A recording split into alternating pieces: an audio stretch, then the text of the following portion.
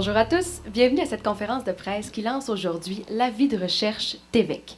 Afin de faire revivre un pan de notre histoire régionale, le CLS lance cet avis de recherche aux anciens de TVEC, la première expérience de télévision éducative au Québec, en vue de recueillir des témoignages et des documents. Plus de 35 000 personnes étaient inscrites à cette première émission éducative unique et a permis à des milliers d'adultes de s'émanciper au niveau pédagogique. Le CLS du Saguenay-Lac-Saint-Jean tient d'abord à vous remercier de vous être déplacés ce matin, parce qu'on le sait, ça n'a pas été facile.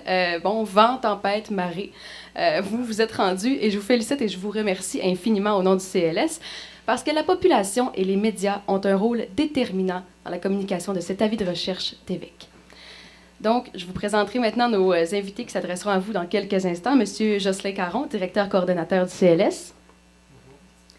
Monsieur Gaston Martel, archiviste de la Société d'histoire du Lac-Saint-Jean, on dit juste Lac-Saint-Jean. Monsieur Louis-Marie Pernaud, de la FADOC du Saguenay-Lac-Saint-Jean. Merci. Monsieur Claude Garon, recherchiste et rédacteur pour l'Association étudiante de la Faculté de l'éducation permanente de l'Université de Montréal, de même que collaborateur du Mouvement québécois des adultes en formation. Enfin, monsieur René Bouchard, chargé de projet et réalisateur vidéo au CLS. À la suite des mots prononcés par nos invités, suivra la projection d'une vidéo inédite sur le projet TVEC. Enfin, nous terminerons par une période de questions. J'inviterai maintenant M. Jocelyn Caron à nous dire quelques mots. Alors bonjour et merci d'être ici aujourd'hui. Simplement pour vous dire, vous situez un peu dans quel cadre se situe cet événement-là pour le CLS. C'est dans le cadre des activités du 30e anniversaire du CLS que s'inscrit notre décision de faire connaître l'expérience de télévision éducative TVEC. Nous voulons donc retenir à la population accès à une partie de son histoire.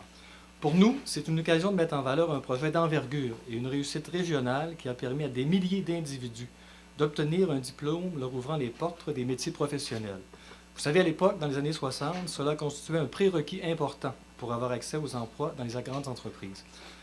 Si l'on fait un parallèle avec la situation actuelle, où le développement économique est maintenant de plus en plus axé sur les connaissances et le savoir, la reconnaissance publique de cette expérience pourra certainement motiver les jeunes à poursuivre leur étude et à persévérer.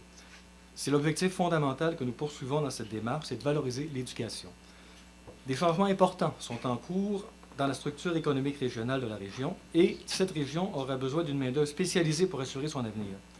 Au CLS, nous croyons que la valorisation des carrières en sciences et technologies constitue l'un des éléments essentiels au développement de la région et nous encourageons fortement les jeunes à faire ce choix. Pour nous, l'expérience TVEC constitue un des bons coups de la région, effectivement, et un bel exemple de mobilisation régionale.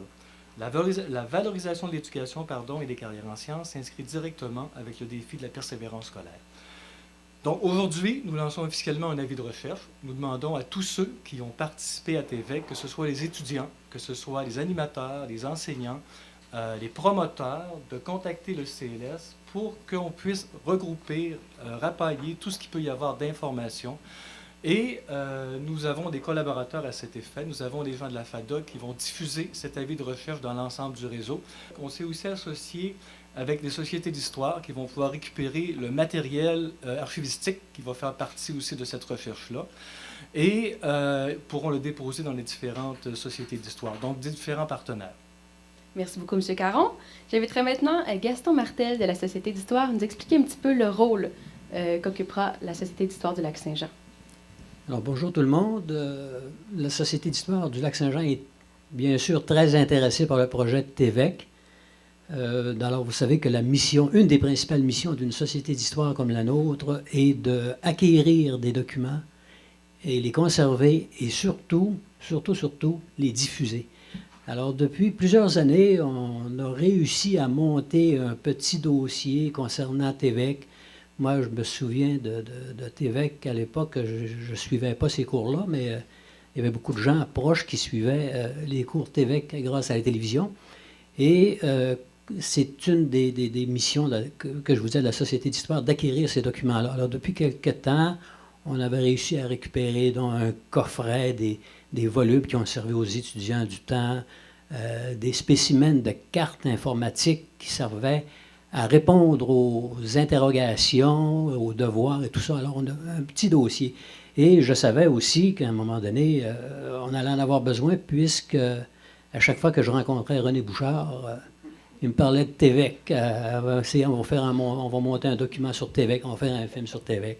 Alors, quand on trouvait des choses sur TVEC, alors je m'empressais de les ramasser et de les inclure au dossier. Aussi, suite à ce que faisait René, à un moment donné, j'ai fait une petite recherche dans les archives, dans les différents dépôts d'archives des Archives nationales, et en interrogeant leur banque de données, on ne trouvait absolument rien ou très peu de choses sur TVEC.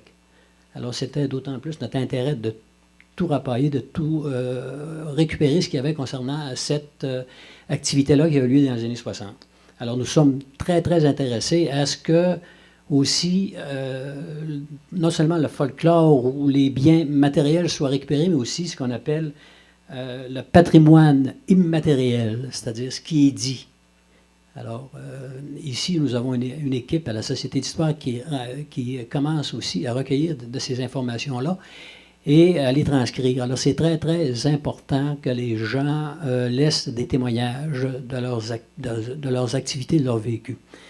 Alors, ça nous fera plaisir aussi, évidemment, de collaborer avec le CLS en recueillant ces documents-là dont on aura la garde et on pourra à ce moment-là les diffuser pour la recherche historique. Parce qu'une recherche historique, ça fait grâce à des documents. Pas de documents,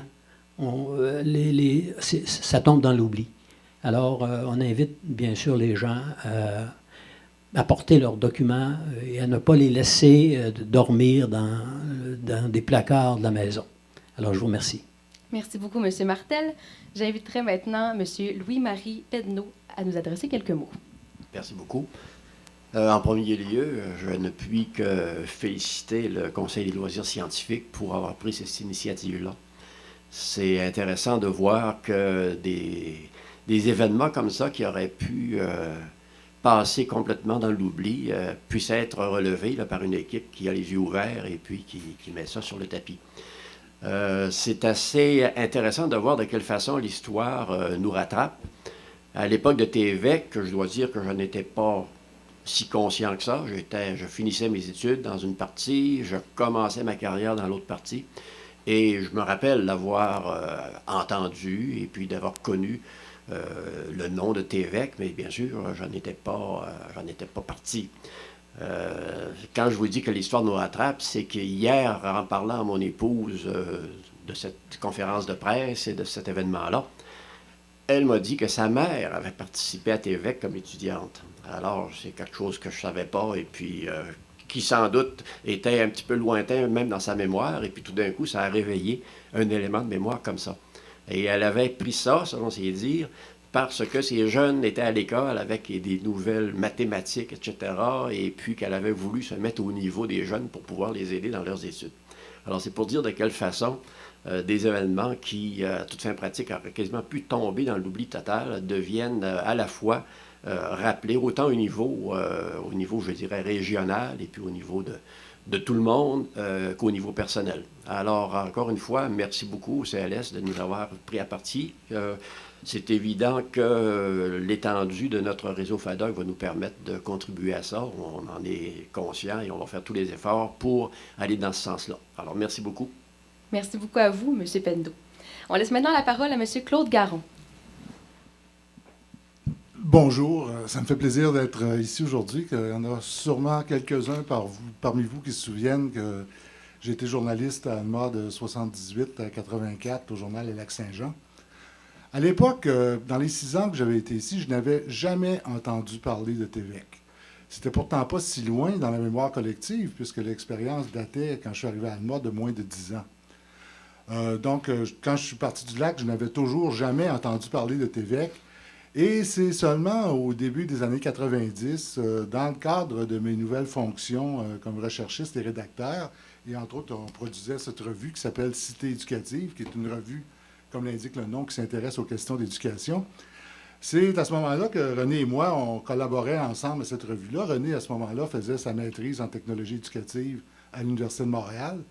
Et on a produit plusieurs choses là, sur des...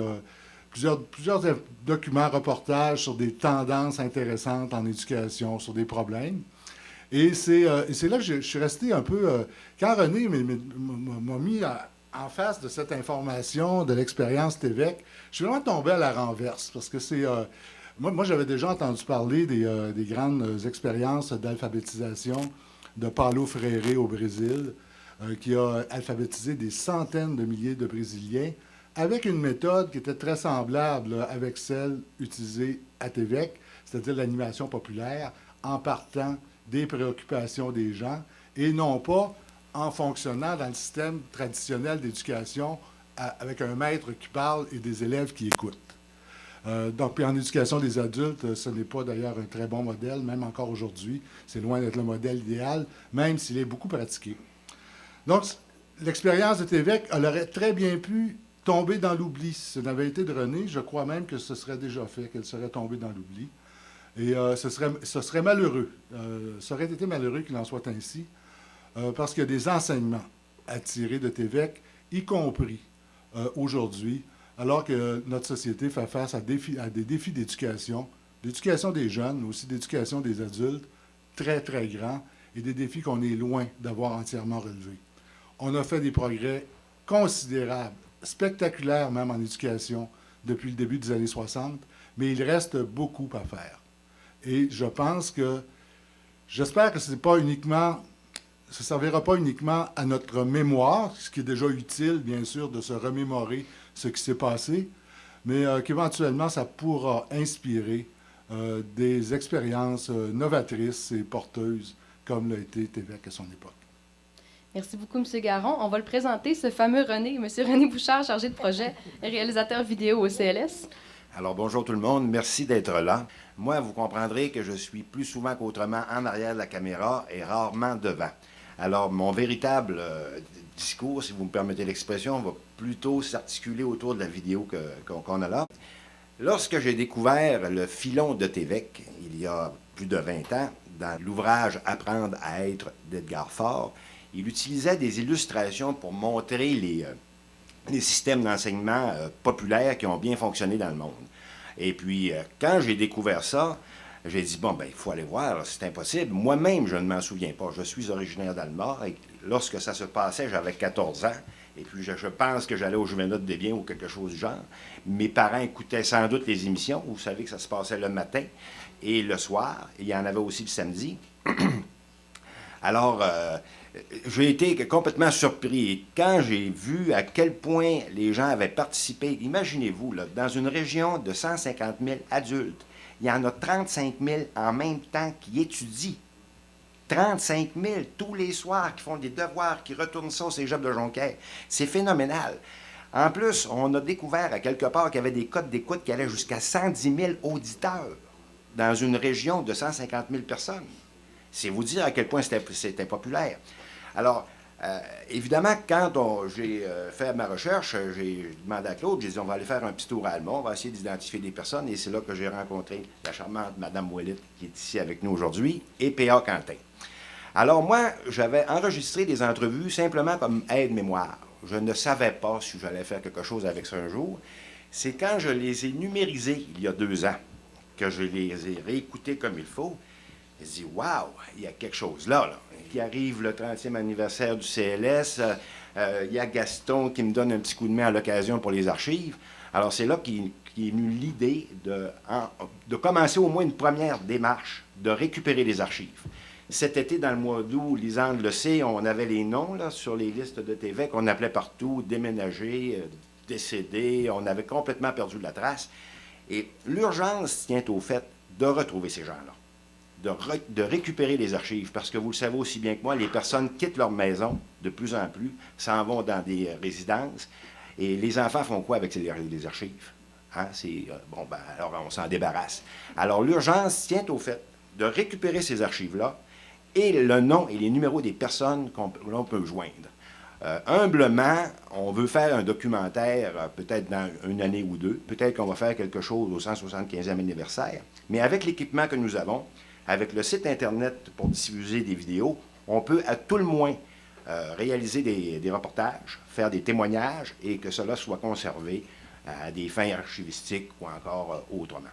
Alors, je vous remercie beaucoup d'être là, Mme Robichaud, qui est venue nous porter aujourd'hui le diplôme qu'elle a retrouvé de sa mère. Et bon, ben, progressivement, on va remonter, puis on va retrouver le plus d'archives possible. Merci beaucoup d'être là. Merci beaucoup, René Bouchard. Afin d'illustrer ce qu'a été l'expérience TVEC pour le Saguenay-Lac-Saint-Jean, on vous présente une vidéo inédite grâce à laquelle on pourra vraiment saisir l'importance de cette expérimentation dans notre région et les retombées sociales qu'elle a engendrées.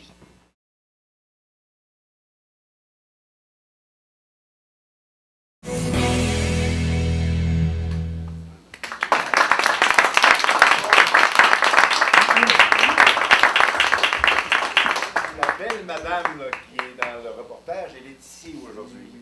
Bravo!